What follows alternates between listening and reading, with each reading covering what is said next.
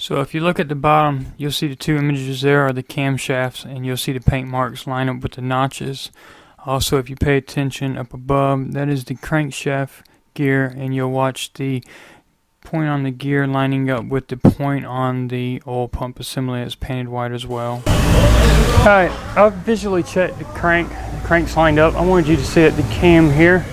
Cam there's lined up perfectly. We don't have any problems. Now, back to the discussion earlier I had about if the marks don't line up perfectly.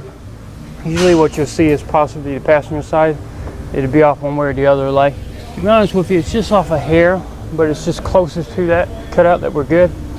So if it gets to where you think you could either go one way or the other, it's kind of dead in the middle as far as where you could adjust it, I want to err on this side. I want to, basically what I'm saying is, I want it to be, if you had to judge one way or the other, judge this way, because the belt may have a tendency over time to stretch.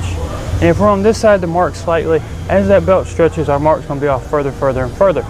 Now, if we err on this side and make sure we line up here, over time when that belt stretches, that means that this camera moves slightly to where it'd be closer and closer to the mark.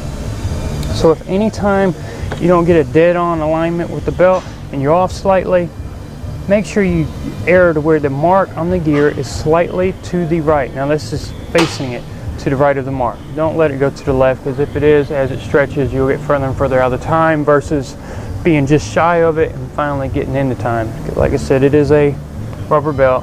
Rubber belts have a tendency to stretch slightly. That's why it's got a hydraulic tensioner to constantly keep pressure on it for that reason. Alright, we've gone ahead, we've verified. Crank's time, cam's timed. We've already done our 2 revolutions, everything's great. Now we're going to go ahead and take up the slack by releasing what I call the hand grenade pin on the tensioner. You can try pulling by hand if you want. Sometimes it's kind of got some pressure on it. If you do, just keep wiggling it as you're doing it.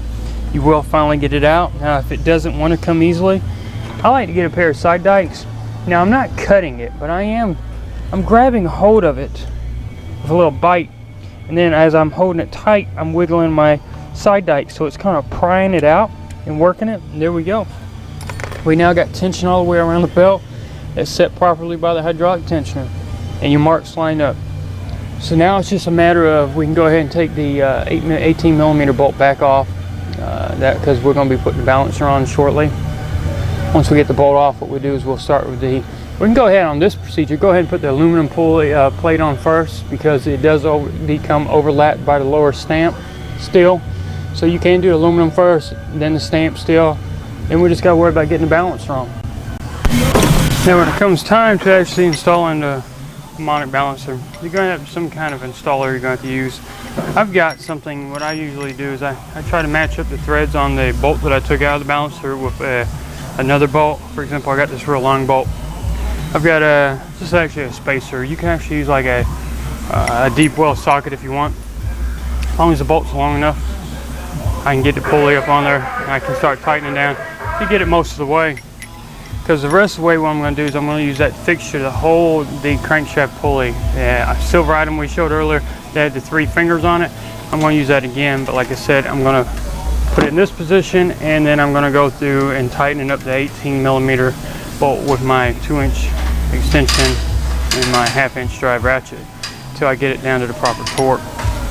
Otherwise, like I said, you can use something like this, or if you do get just a typical balance installer, just match up the threads on the bolt that you took off with the shaft that you're going to be using to install it with as far as the installer. If you can do that, you should be great. But make sure it's of a certain length though, because it does go up inside that crankshaft a good bit. So that's what I use. It's just something I pieced together over a period of time. I'd say this bolt is probably about 6 inches long. I couldn't really tell you what the thread pitch is on the bolt itself, but that's what I use. Alright, so now here's the specs for the crankshaft bolt for the balancer. These are actually Newton meters, 95 Newton meters versus 70 foot-pounds. So a good 70 foot-pounds would actually be the proper torque for the crankshaft. Alright, so let's just assume that you didn't make you a belt diagram when you took the belt off of this 3.5 liter. So just in case, here's actually the routing of the belt. Number 4 here is going to be your crankshaft. 3 is going to be your AC compressor. and 2 is going to be your power steering pump. So just follow that basic routing right there. That way, in case more than likely if you didn't either take a picture of it before you took it off, or if you didn't make your little diagram, that's the routing of the belt. Alright, so hopefully I kept your attention the whole episodes of this series and I didn't lose you. So if you got any questions about anything that happened in any one of these episodes, please let me know. I'm here to answer any questions pertaining to that, or just anything in general, as long as it's mostly Chrysler, Dodge, Jeep, or Ram related, because that's pretty much what I eat and breathe every day. So definitely ask any questions you feel like. Also, please, any thumbs up, thumbs downs, that lets me know how I'm doing. Don't forget to also subscribe. As you subscribe, you always get the notifications. You always get any kind of postings or anything important that I put up on the page. Also, don't forget to check out the Facebook page. That's something that we started not too long ago. I need any kind of help you can to help spread the word. So I've got Facebook. I've also got the YouTube channel.